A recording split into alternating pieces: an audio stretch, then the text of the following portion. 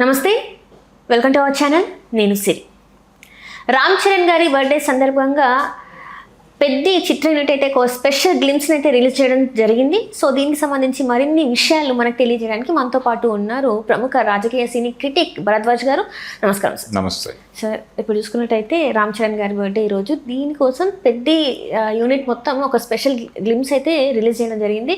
ఆ గ్లిమ్స్ చూసిన తర్వాత మీకు ఎలా అనిపించింది సార్? అంటే రామ్ చరణ్ ఈరోజు ఆయన బర్త్డే, అలాగే బర్త్డే సందర్భంగా శ్రీరామనవమి రావటము, రెండోది రామ్ చరణ్ అనే పేరులోనే ఆ పేరు విన్న ఎవరికైనా అర్థమయ్యేది హనుమంతుడి పేరు.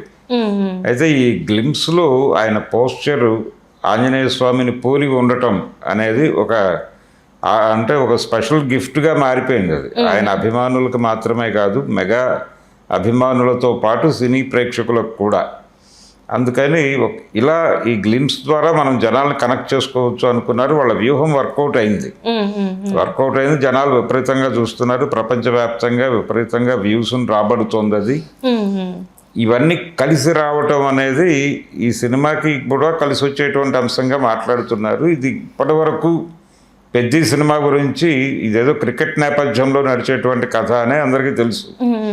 కానీ టోటల్గా అనేక స్పోర్ట్స్కు సంబంధించిన వ్యవహారాలు, అనేక స్పోర్ట్స్ ఇందులో ఉండబోతున్నాయి అనేది కేవలం క్రికెట్కు సంబంధించిన వ్యవహారం మాత్రమే కాదు. ఇది అంటే కుస్తీకి సంబంధించిన లేదు, మొత్తంగా క్రీడా ప్రపంచానికి సంబంధించిన కథ ఇది.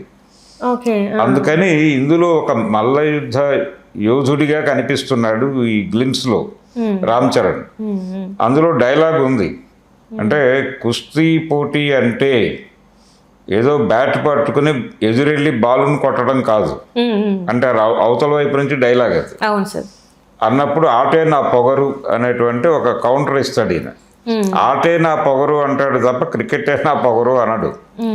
అనటం అంటే ఏ క్రీడనైనా ఒకటిగానే చూసి ప్రతి క్రీడలోనూ ప్రావీణ్యం సంపాదించి ఆ ఏరియాలో తన జెండా ఎగరేసేటువంటి ఒక క్యారెక్టర్.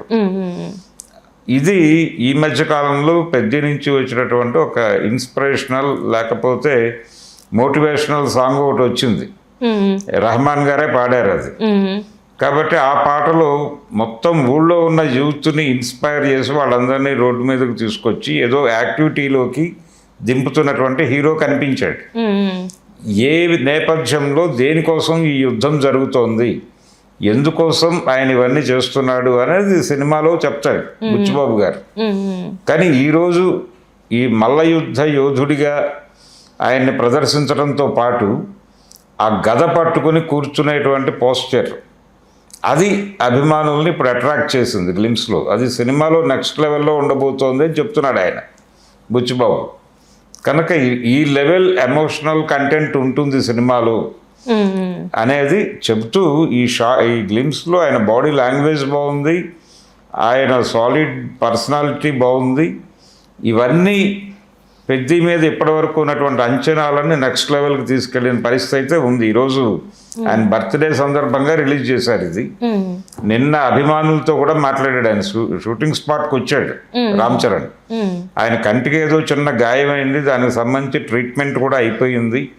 ఆ ట్రీట్ చేసినటువంటి డాక్టర్ గారిని చిరంజీవి గారు అభినందిస్తూ ట్వీట్ చేశాడు. ఆయన డాక్టర్ని అభినందిస్తూ ట్వీట్ చేస్తే గాయం ఏదో పెద్దదే అనుకున్నారు అందరూ. పెద్ద గాయమేం కాదు, చిన్న గాయమే. ఆయన ఇమ్మీడియట్గా నిన్న సాయంత్రమే సెట్కి వెళ్ళిపోయాడు. షూటింగ్ మొదలైపోయింది, జరుగుతోంది. వాళ్ళు ఎట్టి పరిస్థితుల్లోనూ ఏప్రిల్ 30వ తారీఖు అనే డేట్ నుంచి డీవియేట్ కావడం లేదు.